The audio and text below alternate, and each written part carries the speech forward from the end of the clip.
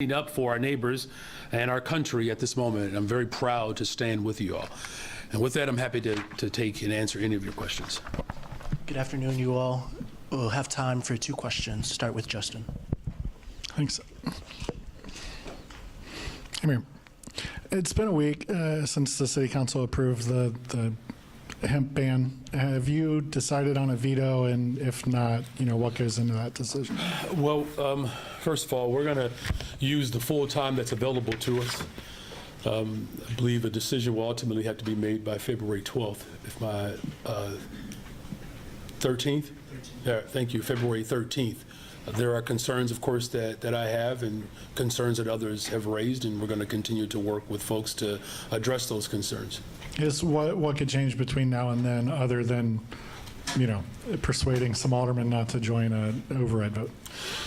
Well, again, there were a number of concerns that were raised, particularly around the impact that it would have on small businesses. There are thousands of small businesses that have been or are being threatened by this ordinance. And as we continue to build safe and affordable communities, it's imperative that we encourage business and economic activity and vibrancy. We don't want to discourage that. And again, what has been put forward, there's been an admittance to how it could drag small businesses out of this industry. And so we don't want to do that. We are a pro-business administration, and again, those concerns that have been raised, we're going to work hard to address them. In the meantime, we'll continue to have those conversations with the respective people, and we'll make that consideration on or by February 13th. Hi, Mayor. Hi. The state says it's probing whether the landlord of the South Shore apartment building tipped off ICE or other federal agents that led to the high-profile raid back in September. Has the city been contacted by the state as part of that investigation, or is the city also conducting an investigation of what happened there and whether it violated the city's ordinances prohibiting discrimination in housing based on race and ethnicity? Obviously, there are some concerns that the residents experienced that are deeply troubling as far as the coordination between the state and the city of Chicago. I have to get back with you on that. I don't believe anyone from the state has reached out to city officials on that matter. If they have, I'll get that response to you. But there are obviously some concerns there that warrant the investigation that the state has put forward. Can you give us an update on the proposal put forward by Alderman Hopkins at the last city council meeting that would give the superintendent additional authority to issue dispersal orders if there is intelligence that there's a planned teen trend? Have you had additional discussions about what that ordinance will look like, and do you anticipate it coming back to council in February? We have not had additional conversations. As I've said before, the SNAP curfew in and of itself was problematic. There is some constitutional concerns there. That obviously is off the table. There's an existing law that outlines the guidelines for curfew during the week and weekends. The ultimate goal, of course, is to keep people safe. That's my top priority, and that's why we've worked so hard to make the critical investments to drive violence down in the city of Chicago, as we've experienced the fewest amount of homicides in 60 years. There are some dispersal orders that, based upon how these gatherings are promoted, that could help support the type of safety measures that are important to keeping people safe. So there were conversations with the chair and my administration around how we can ensure a constitutionally sound mechanism that provides the type of authority to disperse negative or potentially negative gatherings that doesn't provide a blanket pitch that could ultimately, again, violate someone's constitution. Those conversations will continue to go. In terms of my anticipation of whether or not it will come up in February, there's a probability, but again, the work has to be done, and I know that there are members of City Council who are committed to getting it to a place where we all can be in agreement. Go ahead, William. Mayor Johnson, since Sunday, I've had over 300,000 real Chicagoans reach out to me and express their anger that instead of plowing the streets, the first responsibility of the mayor of the city of Chicago, clean, safe streets, you are out protesting ICE. And they don't see that as being, you know, a real responsible role for the mayor of the city of Chicago. Your rhetoric has been encouraging people to rise up and fight ICE. Many people say that that is Please ask the the question. cause of the violence, the real violence against federal agents and law enforcement. There's also a concern that what's in the light question, of William? this report that Governor Walz in Minnesota, that people in his office are actually coordinating these violent anti-ICE protests. Please ask the Is question. anyone? Yeah, I'm trying to ask the question. Thank you. Please, if you wouldn't mind not interrupting me while Try I'm not asking to. my question. Ask it. Thanks. So the question is, people are wondering if anyone in your office is coordinating with these ICE protesters to coordinate protest and violence against federal law enforcement. Well, first of all, let me again just commend the efforts and the work of the city employees that made sure that our streets were plowed and that we had warming centers available for individuals who were, you know, either unhoused or just need that type of assistance and support. In fact, again, we saw an accumulation of roughly 10 inches because of the lake effect. And so those hardworking men and women serve this city honorably. So no, as the mayor of the city of Chicago, I do not personally plow streets, but we do have hundreds of workers that ensure that that work is complete, and they did that. We were able to ensure that the people of the city of Chicago were able to get up on Monday morning. No one was stuck. No one had to be dug out. They were able to go to work, and children were able to go to school. You know, as far as, you know, using my platform to speak out against an administration that's murdering people in the streets of America, that's well within my right and my authority in this moment. And quite frankly, any notion to suggest that somehow that peaceful protest and the petitioning of this government is somehow antithetical to who we are as a democracy, I would call into question how much that person actually loves this country. In fact, to not protest in this moment would be a derelict of duty, particularly at a time where we see the rise of tyranny and fascism that threatens the sensibility of our humanity. So of course I'm going to use my platform, as those who have come before me, to make sure that we have a democracy that works for all people. Working people are struggling right now in this moment, and they are afraid and they have a great deal of anxiety because of what this administration is doing, taking food assistance away from people, taking housing opportunities away from people. Healthcare costs continue to go up. So the protest, I believe, has to match the energy, quite frankly, that's coming from the White House. So yes, I'm going to continue to encourage people to rise up, lift their voices up against this authoritarian rule, because if we do not do that, all of us will be subject to the type of harm and cruelty that this administration wants to continue to spread against the hardworking people of this country. Well, speaking of the hardworking people of Chicago, who you are telling them that they need to pay their fair share, they need to pay their bills, their fees, their fines, their taxes. There's a report that your political mentor, CTU President Stacey Davis Gates, is not paying her bills. Obviously, you know, there's a question about your water bill, the fees and the fines that outstanding fees and fines that you haven't paid to the city of Chicago, and now we're even hearing What's the that question? former mayor Lori Lightfoot hasn't been paying her personal bills. She's being sued for her credit card bills.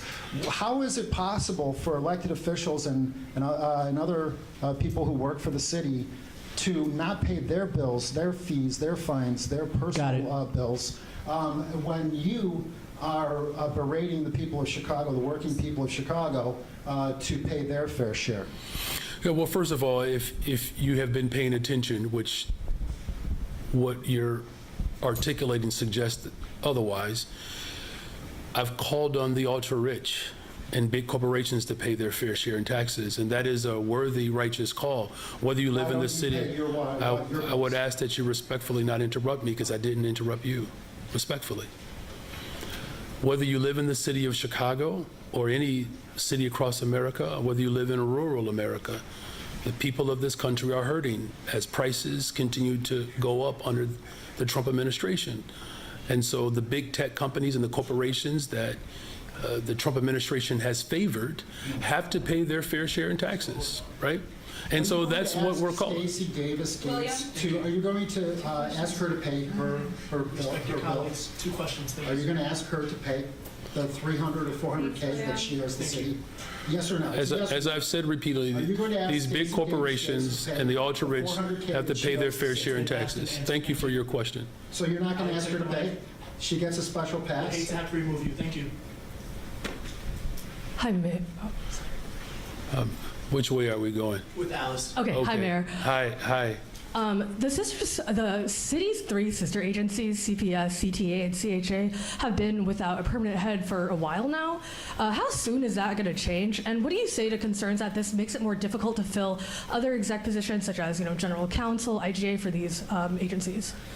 Yeah, look, the interim leadership that we've had in place, we continue to work hard to ensure that government does not get halted as we go through a full vetting process.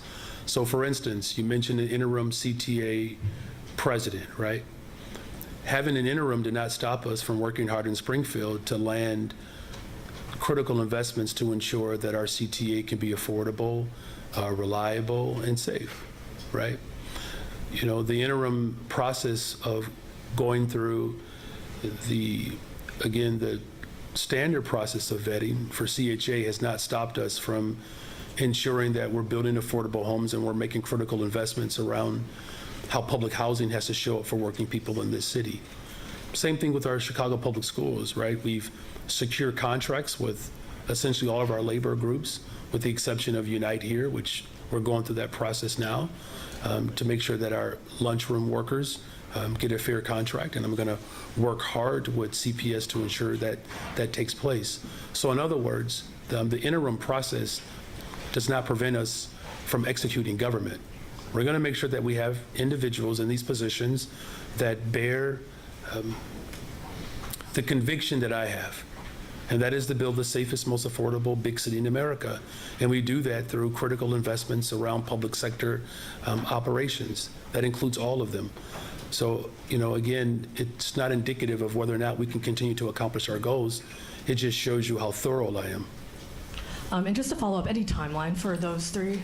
As soon as we find individuals that fit the mold, as I said, someone who bears the conviction that I have, which is to build the safest, most affordable big city in America. Thank you. And your senior advisor, Jason Lee, told Punchbowl News that he's been volunteering for Congresswoman Jasmine Crockett's Senate campaign. Is that also your understanding? And how could he prioritize being a top aide for your office if he's also helping out with a pretty high-stakes Senate campaign in Texas? Yeah. Well, look, there's no secret that our nation is in turmoil right now, serious turmoil. And we're going to have leaders that have the real core conviction to stand up for working people in this country. That's an important race. It's the state of Texas. The opportunity to elect someone like Congresswoman Jasmine Crockett, that doesn't happen very often in this country. And, his support as a volunteer in this moment, considering the stakes are so high, I would encourage more people to volunteer and get involved in races across this country. There are politicians that are endorsing in other races, right? So for a senior advisor or even a governor to weigh in races across this country that will have profound ramifications on the future of our democracy, that is the beauty in this moment, that we have people who care deeply about this country. And I'm grateful that there are volunteers across this country and across the state of Texas that have aligned themselves with Congresswoman Crockett, because I do believe she is absolutely what this country needs in this moment. You know what, if I could follow up on it, does that mean Lee, is he still a full-time employee of the city of Chicago? And is his permanent address Chicago or Texas? He lives in Chicago. You know the answer to that. He lives in Chicago. And as far as his, full-time status, of course he's an intricate part in the movement that we have built in this city to elect a middle school teacher and organizer to this position. Look, I don't know if any of you sit on boards or you volunteer and you still have full-time jobs, but I know a number of people who have full-time jobs and they volunteer. In fact, that's the beauty, I think, in this moment, is that even in the midst of the work that we're doing here in the city of Chicago to build the safest, most affordable big city in America, I recognize as mayor of the city of Chicago that we're going to need partners at the federal level. And that means people who are close to me, that will support and endeavor for a woman like Jasmine Crockett to become a United States Senator in the state of Texas. Could you imagine the power that would provoke? Particularly because we know it was the state of Texas, their governor attacked our city and other cities across America when the federal government failed to pass comprehensive immigration reform. So all of this is interconnected. That's the part that I don't mean to sound lectury, but that's the part that I just want people to understand, that whether I am working hard to build safe and affordable communities, that doesn't prevent me from speaking out against what's happening in Minneapolis. See, if we all stay in our individual silos, that's what the Trump administration wants, for us not to care for one another and figure out how we can show up for one another. So we're going to have to do more than what we've ever been asked to do before. And that's just the political moment that we're in. You mentioned at the podium that you're, speaking of this political moment, you've tasked leaders with coming up with ways to respond to DHS and ICE in ways that perhaps you wouldn't have thought of before. Can you give us some examples of what those things might be? Yeah, I mean, look, after what we've seen in the streets of this country, we have to seriously look at how local government can ultimately not just bring charges and investigation against the federal overreach, but how we can create a process that allows for prosecution of these individuals. On the streets across this country, federal agents are being directed by the Trump administration to shoot and kill.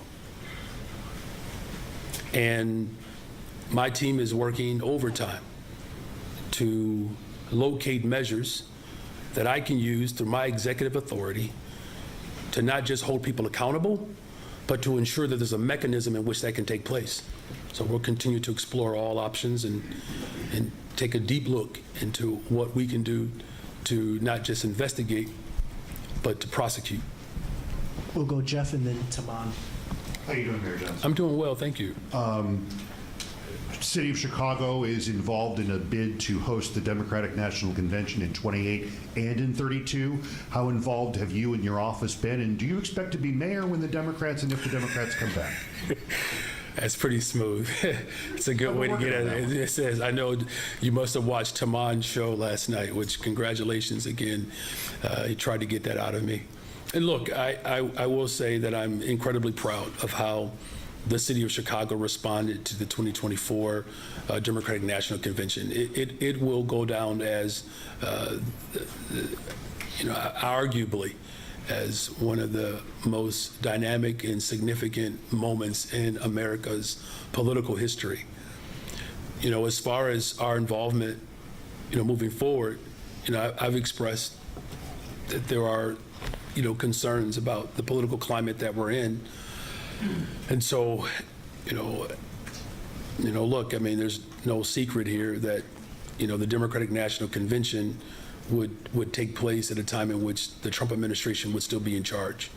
And what we've seen in cities across America, and more recently in Minneapolis, that to turn over the security of our city to the Trump administration, it's not just me, but there are a number of us that have profound concerns about that.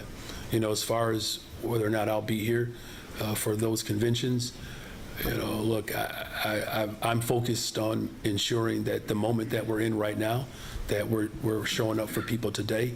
I don't make, you know, prognostications about the future. I can just talk about what we have to do today, and what we have to do today is to continue to invest in the people of this city to ensure that this city shows up for working people.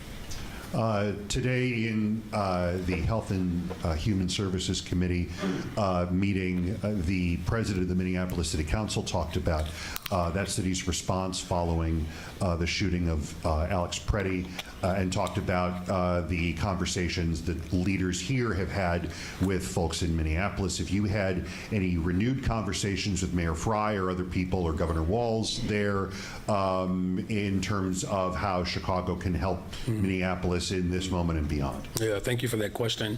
And I'm grateful for the partnerships that we have formed across this country. You know, Congresswoman Delia Ramirez working with Congresswoman Ilhan Omar. It's a good example of that partnership. Yes, I have reached out to Mayor Frey, the U.S. Conference of Mayors. I believe I'm leaving in the morning for the U.S. Conference of Mayors, which will be held in Washington, D.C., where we will continue to have ongoing conversations of how mayors live at the intersection of, you know, life and hope, and how, you know, how we can use our executive authority to help support, you know, mayors who are faced with, again, this unprecedented challenge of occupation. So that work is going to continue. And again, you know, today's hearing is a clear example of how we have formulated a coalition across this country to defend our democracy. Thank you for those questions. Timon. Hi, Mayor. Hey. Wanted to follow up on something that we talked about last night, but I didn't get a chance to seek clarity, and that's the millionaire's tax. The House Speaker is looking at that in Springfield. You want them to pass something like this. What help can you offer Springfield to get this done? And giving your polling numbers, does it help to have you know, helping to lead the charge on this issue? Well, first of all, you know, I've provoked this conversation for some time. The millionaire's tax, the digital ad tax, these are progressive tax proposals that can help provide real relief to working people across the city of Chicago and, quite frankly, across the country. That's what's especially important in this moment, is that we are providing tax relief for working people. We're providing critical services for working people. We're funding our public education system across the city and the state. You know, I mean, as far as what else I can do, I mean, again, you know, I've been the loudest champion. You know, the Speaker of the House has expressed support for this. That should be some indication of how I'm helping. I've spoken to the Senate President about this as well. He understands the need for progressive revenue. And, you know, as far as polling is concerned, I believe 80% of Chicagoans supported a corporate head tax. 70% of Illinoisans believe that we need to fund our schools stronger. What's the most important polling here? A moment in time around how people might feel about a politician, or a moment in time of how people feel about how politicians should show up for them? See, that's my focus, right? And look, I get it. I understand why people want to continue to take shots and dig in on that. I get it. Let's center people, okay? The vast majority of Chicagoans have made it very clear that the ultra-rich and these big corporations have to pay their fair share in taxes. Make it about the people, not a politician. I would actually be curious how politicians feel about the polling that I just described. That overwhelmingly, working people believe that politicians should do more to challenge the ultra-rich. That's what my focus will always be. It's not about my own personal ambition or endeavor. I have one responsibility: to build the safest, most affordable big city in America and stand up for working people. We need Springfield to do the same. Something about this venue, my questions always fire you up.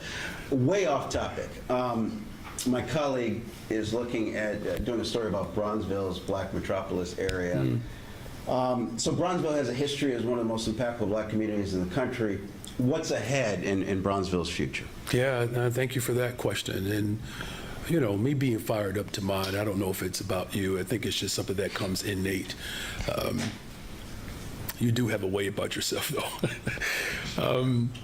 Let me watch his show, you all. I always admire his Yes. Yeah, well, all right. No one has ever said that before, by the way. Yeah, I mean, look, I think, you know, the story of, you know, Black Chicago is a real profound one. You know, I was just, you know, with some people, you know, last night, and, you know, just having a discussion around like, what this political moment means for, you know, people who have always seen Chicago as a place of comfort and refuge. And, you know, if you've ever read the book Boss, it talks about how the hyper segregation that existed in our city was centered around language and survival, right? And when I think about, you know, the Bronzeville community, you know, you can't leave the Austin neighborhood out of it, right? The Austin community where I live is the largest concentration of Black voters in terms of a neighborhood than anywhere in the country, I believe. And as a result of historic disinvestment, it has saw population decline. And the question around the future of Bronzeville and its historical relevance, of the future of Black existence in this city, it's why we put forth the $1.25 billion bond deal to build more affordable homes. It's why we released the largest TIF surplus back into our schools in the history of Chicago, to ensure that Black families feel confident that they will send their child to a school that's fully resourced. And so, you know, the Missing Middle program, if you will, building multi-units with owner-occupied space where you can build generational wealth and set up shop in, you know, the neighborhoods that have been indigenous to Black folks for generations. So I believe the future of Chicago as a whole is bright. I certainly believe that the neighborhoods that have historically embraced Black Chicagoans as they have come up from the Deep South during both migrations, that we can hold to that history while also preparing and building for the future. So as long as we're investing in homes, investing in education, creating economic opportunities for development, I believe the future is certainly much brighter than what it was before I arrived. Good afternoon. Good afternoon. So, Mark Armstrong, and today's Chi Guardian Deep South Press Corps City Hall coverage is also for 2 WVON Sunday programs. Okay. So certain news audiences and the pundit likes of Judge Joe Brown suggest that you pushing back on Clarence Thomas's concurring opinion about protecting repair programs by injured class instead of race smacks of leftist liberal spite instead of pragmatic governance. What will you do to make the city's reparations task force sabotage-proof against race-baiting lawfare like the Judicial Watch lawsuit? Yeah, well, look, the reason why, let me just first of all say, the reason why we put forth this reparations investment was so that we can have a pathway of what repairing harm could look like. You know, to the previous question around the future of communities like Bronzeville or Austin, you cannot have a blanket general conversation around reparations without talking about the specific harm and the damages that have been done specific to Chicago. As you know, and as many people in the city know, you know, I was on the front line fighting for our neighborhood schools. I went on a hunger strike.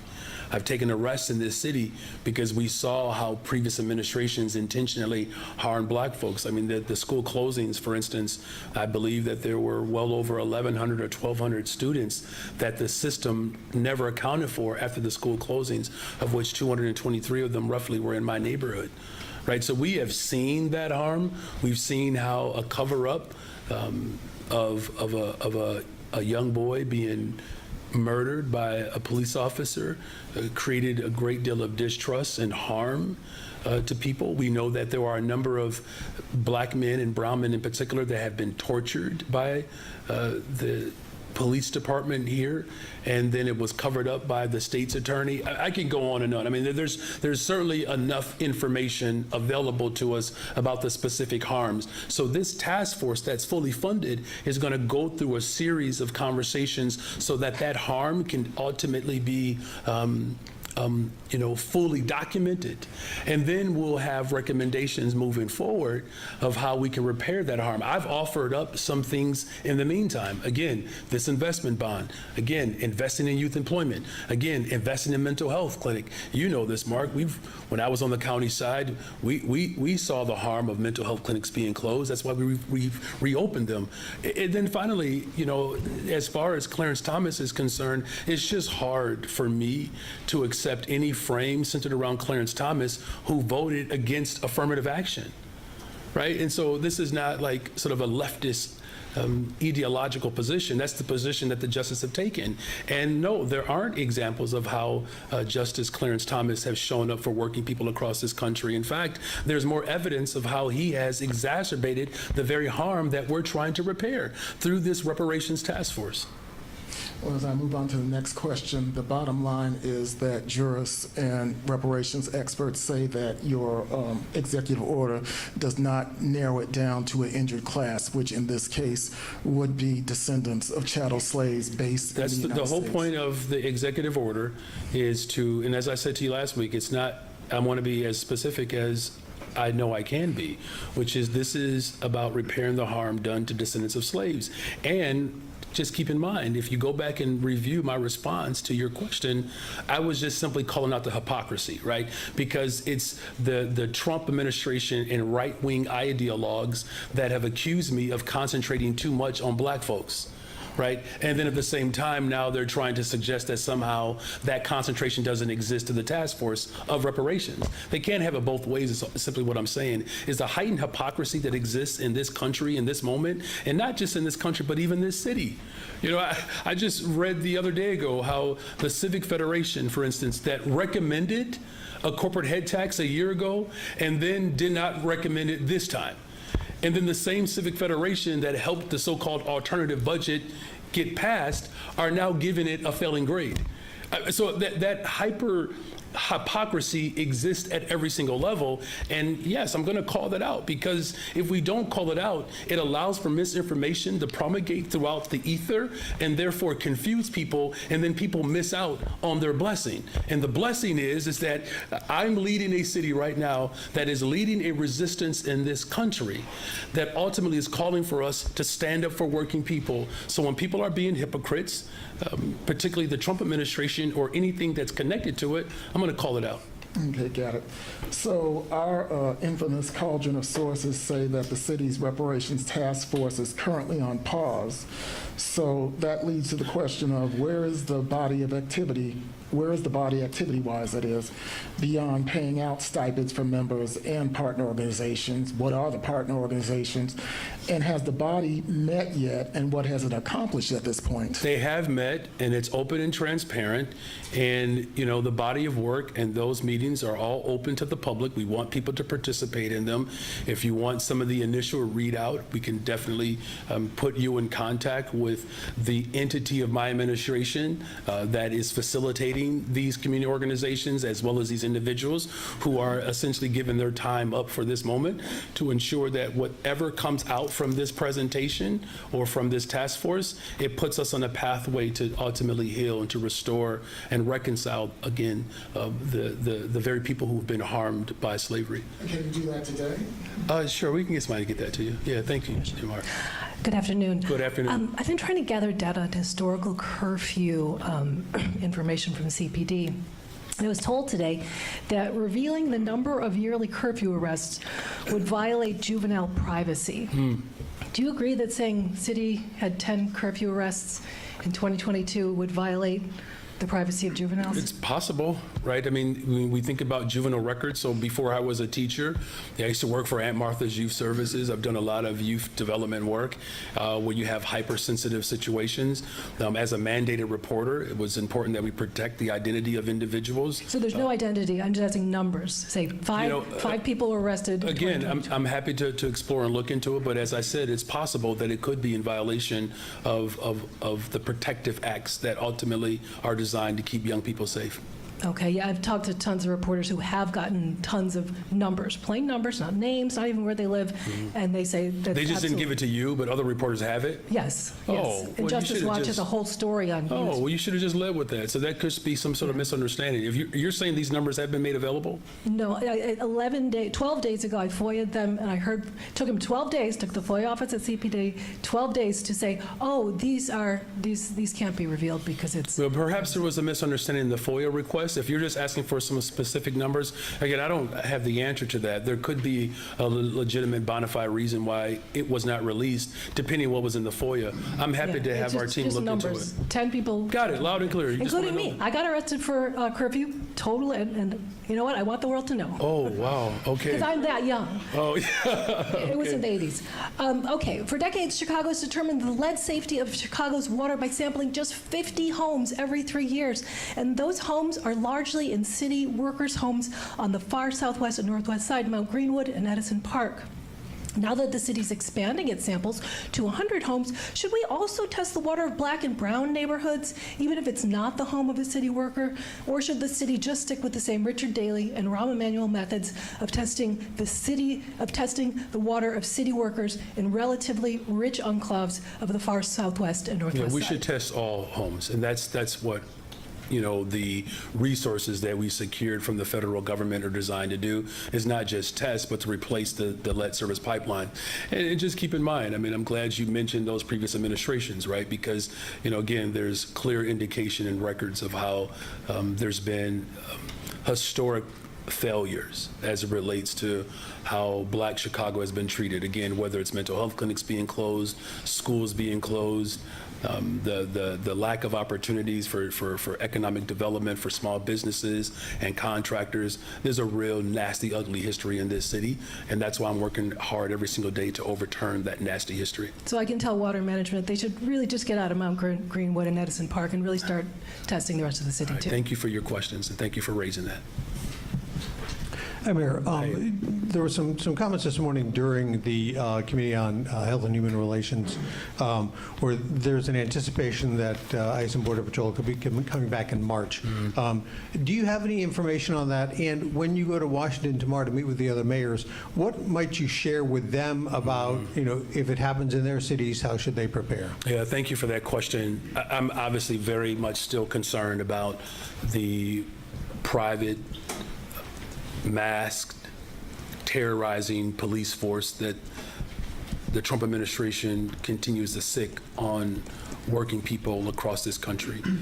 It's why I've used every single tool that's available to me, and many mayors have looked to those tools that we've used, right? Whether it's through the, ICE-free zones and even the litigation around the ICE-free zones, so that we can strengthen and codify our ability to enforce it. And again, as I said to one of your colleagues earlier, looking at ways in which we can actually prosecute. As far as, again, ways in which we can continue to communicate with one another, I've had multiple conversations with Mayor Bass, and again, we've been in contact with Mayor Fry. We have seen how this has played out in other cities. I've had a conversation with Mayor Young in Memphis. It's deeply disturbing that the cities, of course, that he's targeting overwhelmingly are working class cities with a very diverse population. I think the next step and level, quite frankly, has to be real organized resistance, as what we saw organized and prepared during the Civil Rights Movement. That we cannot just simply leave it to protests that just react to the egregious and the harmful and deadly actions coming from the Trump administration. Because, look, we've seen this before with the Trump administration. Bovino being sent and now has to pack. there's another Bavino in the waiting, right? He's already essentially identified Tom to fill in as the interim here, and we know how Tom feels about working people across this country. He's not concerned about safety or real immigration enforcement. So there's going to be a number of panels, workshops, and conversations that we're going to have while I'm there, and we're going to, again, we're going to have to be innovative and bold and creative, and that's the message that I'm going to continue to send to mayors and working people across this country. This moment calls for boldness, not some sort of pragmatism to a tyrant. In fact, that's how we got in this mess in the first place. It's because we were too tepid. We nibbled around the edges as Democrats, and instead of fighting and standing up for the interests of working people, we capitulated to corporations and the ultra-rich. So that's going to be my message. We got to challenge these corporations and the rich to pay their fair share in taxes, and we have to call for real, organized, systemic, sustained resistance in this country to ultimately to save our democracy. And just follow up a question from Taman. Mayor Rahm Emanuel, reading the tea leaves in the wake of Laquan McDonald, opted not to run for re-election. Should voters interpret your reluctance to say if you're going to run again as an indicator that you may not? Based upon a scandal that covered up the death of the boy? I'm using that trying to as an understand. example. Yeah, just walk me through that, because I'm trying to understand Well, the correlation here, the parallel. The parallel- Because he decided not to run again is because he was a part of a massive cover-up that led to the death and the embarrassment of his administration. What are we talking about here? My question Okay. came to that. Are you reading different tea leaves, perhaps about your reelectability, that is an indicator of why you're reluctant to say whether you would want to run again, from the mayor who said he intends to serve more terms than Daley? So then there you have it then. Well, do you want to just tell us you're going to So run let me again? just say I mean, this, right? I don't No, I understand. mean, I got you, man. I know, I understand the spirit of your question, but like, look, I just personally believe that the people of this city, they want a mayor that's going to focus on the here and now. The politics, we'll get to that. I know people are becoming more accustomed to election cycles lasting 4 years. And in fact, to that point, I just thought this was hilarious. So when I first won April 4th of 2023, the Tribune editorial said that Mayor Johnson, or Mayor-elect Johnson, thanked everybody, including God, except for Barack Obama. Like, I couldn't even make up that headline. I mean, like, this notion that somehow I'm distancing myself from my base. The reason why I'm not quick to talk about my political future is because I do not want the people of Chicago to be distracted today. You know, we're coming off of, 10 inches of snow and, extreme weather. And I'm working hard to make sure that the delivery of services are reaching people. Of course, we're building an operation in this city that's going to finally show real legitimate care to working people. So it's not, I don't take it as animus, it's just that I have been more focused on the here and now, just because I don't want, and I know I can't control this, but just bear with me. As a former middle school teacher, I just don't want my political future to become the dominant discussion while people are hurting every day. We'll get to that when that time permits. You got people who have kind of declared, almost declared, at a time in which the President of the United States of America is not even being held accountable by Congress. So that's where my focus is going to be. And, as far as my own political future, we're just going, there's a song that I remember my older brother would sing growing up in the church, and he would just sing this song called One Day at a Time. You all know that song, One Day at a Time? There's a... Okay.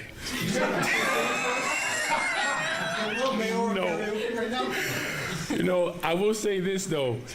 Governor Wes Moore, that was risky, all right? Because I don't know if you all saw, but Governor Wes Moore broke out in a sermonic solo at Richard Smallwood, who is this incredible, artist, gospel writer, and nominated for multiple Grammys. And he sang, and I will just tell you this. If I ever start singing, it's because I did not clear it with my senior advisor, Jason Lee. All right, thank you all very much.